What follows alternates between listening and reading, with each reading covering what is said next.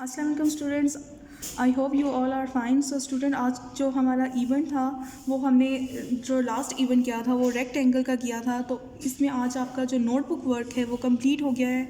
तो अब हम बुक वर्क करेंगे इस चैप्टर का, जो चैप्टर नेम है स्क्वायर एंड रेक्टेंगल।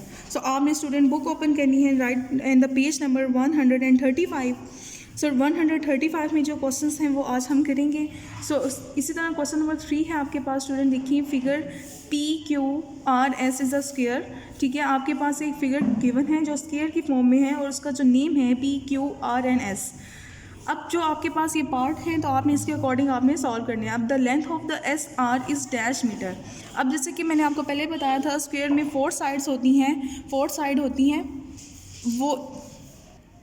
अब स्क्वायर में जैसे 4 साइड होती हैं तो वो इक्वल होती हैं। सो इट्स मीन कि आपकी this side PS is 3 metre and SR also 3 metre and RQ also 3 metre and PQ also 3 metre. So आपने बतानी है the length of the SR is dash metre. So आपका जो S है और R है वो 3 मीटर है because all side of square is equal. So अब पार्ट नंबर B है PQ। अब ये साइन स्टूडेंट जो होता है ये पैरेलल का होता है। It's mean PQ parallel to SR।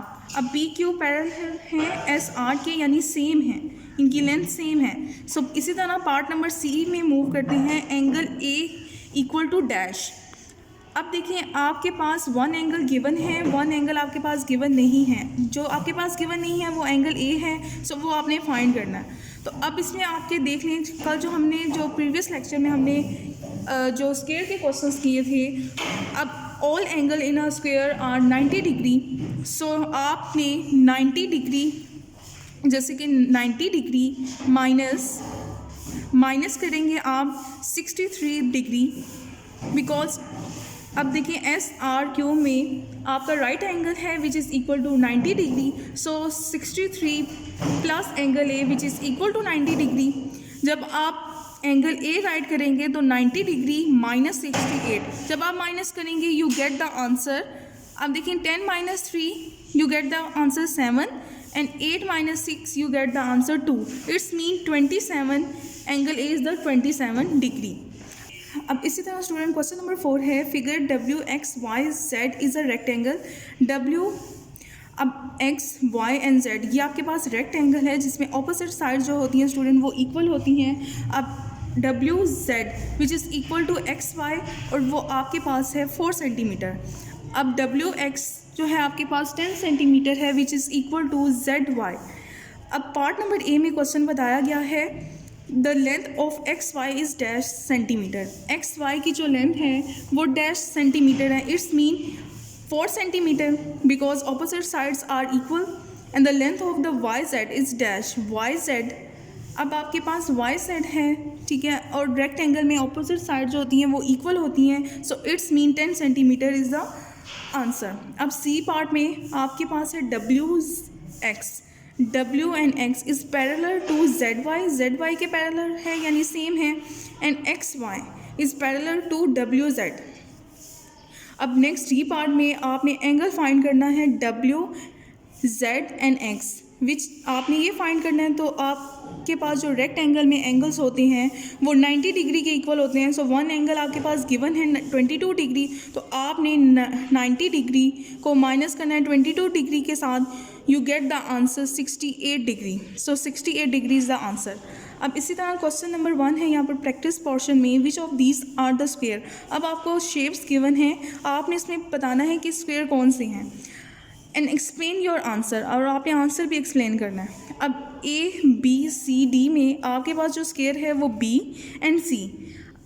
अब ये तो आपने फर्स्ट में बता दिया, अब एक्सप्लेन योर आंसर, अब आपने आंसर को भी एक्सप्लेन करना है। So B and C are the square because all the side of B and C are parallel and equal and all angles are equal to 90 degree, ये आपने बताना है। अब क्वेश्चन नंबर 2 है बुक पेज नंबर 136 में which of the these are the rectangles. अब आपको 4 figures given हैं, आपने बताना है रेक्टेंगल कौन से हैं एंड एक्सप्लेन योर आंसर।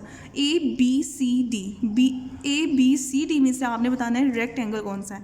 अब बी इज़ अ रेक्टेंगल, मैंने बी पे टिक कर दिया and I give the reason B is a rectangle because opposite sides of B are parallel and equal and all angles are equal to 90 degree. अब question number 3 में move करते हैं। The figure A B C D is a square and the figure E F G H is a rectangle. 2 figure दी हैं जिसमें से first जो figure है आपके पास स्क्वायर है और जो सेकंड फिगर है वो आपके पास रेक्टेंगल है। पार्ट नंबर ए में आपके पास जो फिगर है ए बी सी डी ये स्क्वायर है जिसमें all sides are equal and all angles are equal to 90 degree. अब A B which is equal to 4 centimetre जिसमें सब साइड जो होती हैं 4 साइड जो होती हैं स्क्वायर में वो इक्वल होती हैं। अब वो 4 साइड जो इक्वल हैं which is equal to 4 centimetre, मैंने 4 सेंटीमीटर राइट किया and A D parallel to, अब ए डी पैरेलल हैं बी सी के, सेम है। सो नेक्स्ट पार्ट में ओ एंगल ओ बी सी, अब मैंने एंगल ओ बी सी का फाइंड करना है। सो 90 डिग्री होता है हर एंगल जो स्क्वायर में हो रेक्टेंगल में। So 90 degree minus 50 degree which is equal to 40 degree. So O B and C जो एंगल होगा वो आपके पास 40 डिग्री होगा। अब इसी तरह बी पार्ट में सॉल्व करते हैं। E F G H which is equal to rectangle के ये इक्वल है। सो क्वेश्चन में आ जाते हैं F G which is equal two centimetre dash centimetre, F and G which is equal to 5 centimeter because opposite side in a rectangle are equal. So 5 centimeter and FG student parallel ये perpendicular का sign होता है student, ये sign जो आपको नज़र आ रहा होगा ये परपेंडिकुलर का होगा। So FG is perpendicular to GH के परपेंडिकुलर है।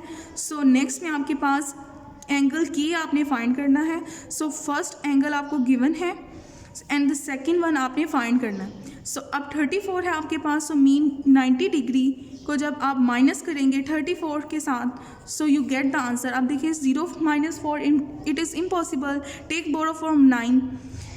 सो 0 become 10, 9 become 8, 10 minus 4 you get the answer 6 and 8 minus 3 you get the answer 5. So it's mean 55 is the answer, 56 is the answer, you write 56. So I hope student कि आपको समझ में आ गया होगा जो भी इसमें आपने बुक पेज नंबर 135 और 136 में जो क्वेश्चंस किए हैं ये आपने भी बुक में राइट करने हैं as it is. Thank you student.